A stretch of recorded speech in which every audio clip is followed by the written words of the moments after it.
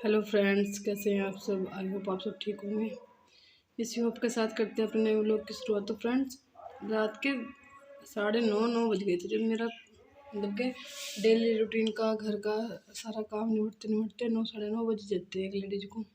उसमें बच्चों को भी साथ हो, बच्चे सोते सोते बहुत देर कर देते हैं। मैंने तो जल्दी से सो के नहीं देती, छुट को तो सो भी जाती है। छोटे बच्चों को तो फिर भी एक रूटीन होता है, वो तो 8:30 9 के बीच तक सो जाती है।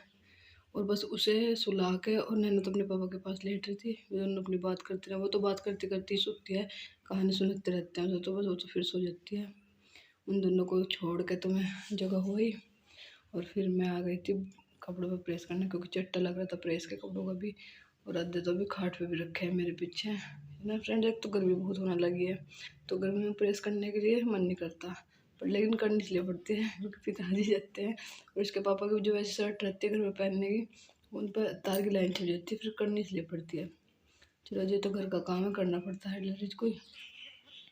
बस प्रेस करके मैं सो गई थी। और अब जो है अगले दिन की सुबह, और देखे छुटकू महाराज तो उठ के अपनी एक्सरसाइज कर रही है और नैना अभी तक सो रही है। इसे मैं स्कूल के लिए रेडी करूँगी, क्योंकि आज सैटरडे है तो ये जाएगी स्कूल। इधर मैंने इन दोनों बहनों का दूध पानी सब करके रख दिया है। और आज मैं कोफ्ते बनाने की सोच रही थी कि लौकी के कोफ्ते बना लूँ। कुछ फूफा जी भी आने के लिए कह रहे थे कि वे आएंगे। वे गंगा का लिए एक डॉक्टर बताया उन्होंने, पिलखनी पड़ता है सहारनपुर साइड के पास। इतना तो मुझे भी नहीं पता, आप लोगों को पता होगा तो समझ लेना। पिलखनी पड़ता है सहारनपुर के पास कहीं, तो उधर का डॉक्टर बताया पप्पी जी ने कि भाई हमारे पशुओं के लिए वही आता है, बहुत अच्छा डॉक्टर है, तो मैं लेकर आऊँगा उसे आज। तो पिताजी ने भाई कहा ले आइयो। तो कोई ऐसा कोई रिश्तेदार अपना कहता है तो मैंने तो होती नहीं, चाहे भाई हमें उसके चांस कम लग रहे थे, अपनी गंगा के चांस कम लग रहे कि भाई वो बच नहीं सकती। लेकिन जब तक इंसानों का भाई जानवरों जिससे भी हमें लगाव है, जब तक वो आखिरी सांस भी लेता है अपनी, तो इंसान का एक उम्मीद कायम रहती है कि हाँ हम इसे बचा लेंगे, हर प्रयास करेंगे। और मेरे साथ मोस्टली ऐसा हो रहा है, 10 15 दिन हो लिए जब निकलती है ना मेरी चाय दूध, तो मोस्टली सुबह को भी और दोपहर को भी शाम को फिर निकलती है। 15 15 दिन ऐसे ही चलता है मेरे साथ। और फिर निकलते नहीं तो निकलती, बिल्कुल सही रहता है। बस ये नजर हटी, दुर्घटना घटी। जब भी मैं 2 3 काम को लगातार करने की सोचती हूँ ना ऐसा, तो मेरे साथ हो जाता है ऐसा।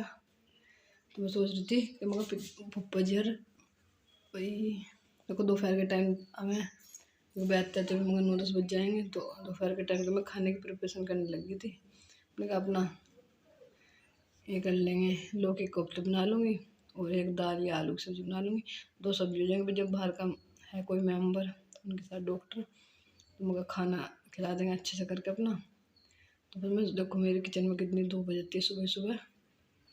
चाहे मैं 4 बजे उठ जाऊँ चाहे 5 बजे, धूप मुझे होनी होनी है, क्योंकि इतनी जल्दी तो देखो काम नहीं निपटता कि भाई 4 बजे से लग के मैं 7 बजे तक काम निपटा दिया। क्योंकि 7 बजे तक नैनी स्कूल जाती है, उसके बाद से मेरे और काम शुरू होते हैं, यानी कि उसके जाने से पहले पहले झाड़ू निपट जाती है। बिल्कुल नहीं होता, चाहे कितनी कोशिश कर लो, लेकिन बच्चे के जाने से पहले पहले कुछ भी काम नहीं निपटता है। जब बच्चा स्कूल चले जाता है तब ऐसा लगता है कि हाँ अब मैं शांति से काम करूँगी। और दूसरी बात, छुटको भी छोटा है, तो वह छोटे बच्चे के भी 4 काम हो जाते हैं। और भाई अकेले करने वाली हूँ तो थोड़ा टाइम इसलिए भी लगता है। चलो जी, खैर कोई ना, मेरा सब चलते रहते हैं सबके काम। और फटाफट बनने इनके, मैं सोच रही थी कि आज नैना के लिए लौकी के कोफ्ता रख दूँगी 4 5, और फ्रूट्स हो जाता है कुछ भी उसका। और 1 2 वो वैसे भी लेती है, कुरकुरे चिप्स के पैकेट भी। धीरे धीरे खैर उसकी आदत छूट रही है, वो नहीं लेती है, अब कम लेती है। और 1 2 पेट्ठे की मिठाई रखी थी, पेट्ठा, तो 1 2 से वो पेट्ठे वाली डली दे देंगे अपना, तो उसका काम चल जाएगा।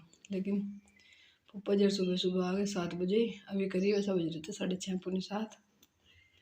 नैना तो मैंने तैयार उठा के, तो इसी बीच में मैंने क्लिप नहीं बनाई, तो मैंने वो तैयार कर दी थी इतने, मैंने काट रही इतने पप्पा जी आ गए। और मैं सोचा आज घी भी गर्म कर लूँ, क्योंकि थोड़ा थोड़ा होता है तो एक बहुत ज़्यादा नहीं होता ना। ज़्यादा होता तो गाँव में तो संडे के दिन करते हैं, हमारे घर भी मतलब मेरी माँ को संडे के दिन करती है मेरी मम्मी। तो थोड़ा ही था, मैंने कहा फिर। और ये बड़ी पतीली में इसलिए क्या है, क्योंकि छोटी पतीली में उबल जाता है, इतनी हमारी इतनी छोटी पतीली है फिर इससे, तो उसमें उबल जाता है, फिर निकलने का डर रहता है। बड़ी पतीली में उबल उबल के अपना अच्छी तरह गर्म हो जाएगा। बस आगे देखने में फूफा जी और हॉर्न बज गया था गाड़ी के नीचे, फिर मेरे तो हाथ पैर फूल गए।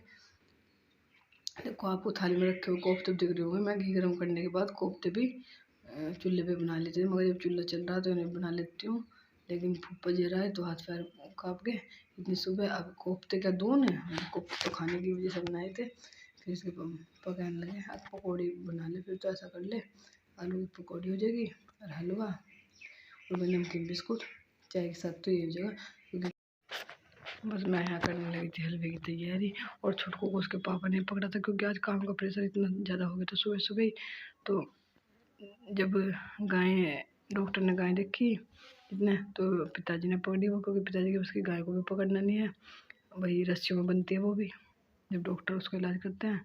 और बस मैं फटाफट आधा सूजी और आधा बेसन और घी ना बिल्कुल थोड़ा सा ही पड़ा था डिब्बे में, सही रहा कि मैं भाई गरम कर लिया मैंने वो। फिर उसी घी में मैंने हलवा फ्राई कर लिया था, क्योंकि हलवे को भी मैं देसी घी में अच्छा लगता है मुझे, और चीज़ में मैं बनाती नहीं। डालडा रिफाइंड कोई चीज़ में यूज नहीं करती, मैं देसी घी में बनाती हूँ।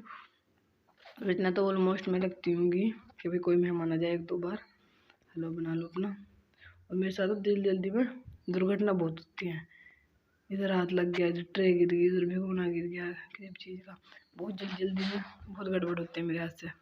तो ऑलमोस्ट होती है ये, मतलब लेडीज जब घबरा जाती है किचन में कि क्या होगा क्या होगा, और जब खास करके जब करने वाला अकेला हो, जब मैं अकेले रहती हूँ किचन में और टाइम की कमी हो, जब टाइम की कमी रहती है तो फटाफट करने के उससे कि भाई फटाफट हो जाए तो काम बिगड़ ही जाता है।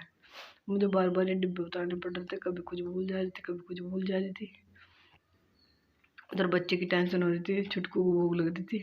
मैंने कहा इसके पापा बस दूध भी पिलाना नहीं जाता, बोतल से, अगर बोतल से ही पिला दें, अगर अम्मा जी होती हैं तो बस इतना फ़ायदा हो जाता है मुझे कि मैं उन्हें बोतल का दूध दे देती हूँ तो वो पिला देते हैं अगर मैं कुछ वैसा काम कर रही हूँ।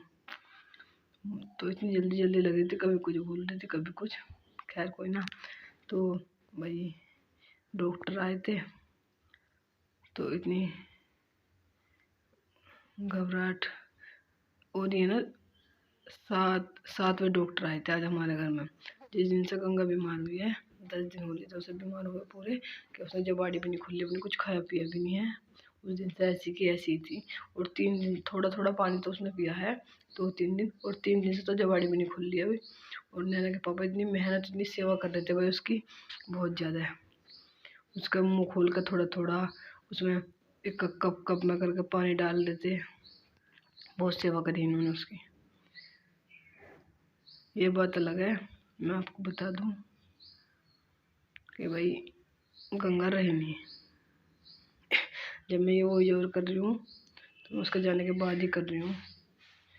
तो गंगा चली गई थी जब हमारे बीच में से, जैसे ही फूफा जी के साथ जो आए थे डॉक्टर, उन्होंने इंजेक्शन लगाए इसके 3-4, और बस वे चाय पीना ऊपर तक ही आए तो गंगा ख़त्म हो गई थी। इतने मतलब ख़त्म तो हुई नहीं थी, उसकी सांसें तो चल रही थी बहुत हल्की हल्की, लेकिन वो खड़ी खड़ी गिर गई थी। उसका शरीर इतना कमज़ोर हो गया था कि उस पर भी इंजेक्शन झेले नहीं। तो जैसे ही डॉक्टर बस ऊपर तक ही आए थे चाय पीने, और गंगा खड़ी खड़ी गिर गई, बस फिर नहीं उठी वो। करीब पौने 8 बजे की बात थी। 7 बजे फूफा जी आए थे और आधे घंटे तक ट्रीटमेंट करा डॉक्टर ने, उसका इंजेक्शन और दवाई ववाई दी मुँह में को।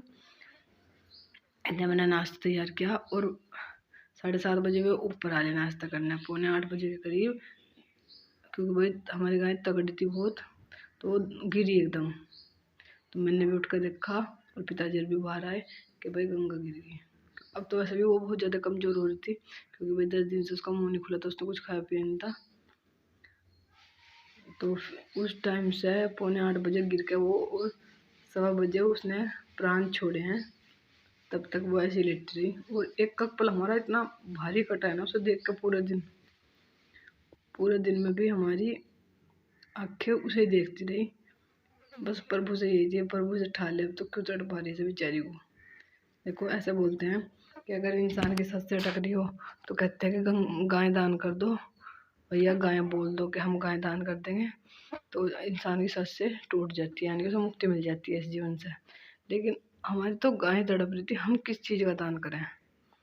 इतनी बुरी दुर्दशा मैंने देखी नहीं, वो भी उसका इतने करते करते बहुत ज़्यादा दिक्कत में रही। बस इसके पापा भी मेरी हेल्प करवा रहे थे, वे बीच बीच में आ जाते थे कि ला कुछ करवाना हो तो जल्दी बता दे। वे छुटकू को सुला के और नहा के आ गए थे कि मेहमान आ गए, ला नहा लो, नहा के जल्दी आओ। फिर हम लोग चाय पानी देना।